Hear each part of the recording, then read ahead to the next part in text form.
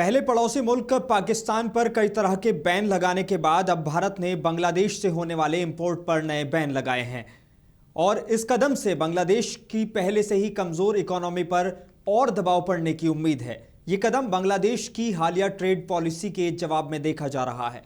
अप्रैल 2025 बांग्लादेश ने हिंदुस्तानी यार्न यानी कि धागा इंपोर्ट पर लैंड पोर्ट्स के जरिए से बैन लगाए और बेनापोल पेट्रापोल चेकपोस्ट पर भारतीय ट्रकों के लिए कस्टम क्लियरेंस में लगने वाला वक्त बढ़ाकर नॉन टैरिफ बैरियर्स क्रिएट किए। इनका मकसद भारतीय प्रोडक्ट्स को बांग्लादेश में एंट्री करने से रोकना था। इसके अलावा बांग्लादेशी सरकार के चीफ मोहम्मद यूनुस को चीन का सपोर्टर माना जाता है।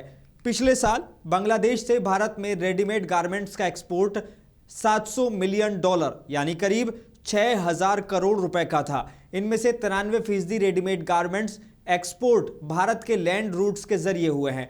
अब हिंदुस्तान ने समुद्री मार्ग पर इनको शिफ्ट कर दिया है, जिससे शिपिंग कॉस्ट 20 से 30% बढ़ जाएगी, जिससे प्रोडक्ट अब कम कॉम्पिटिटिव हो जाएंगे।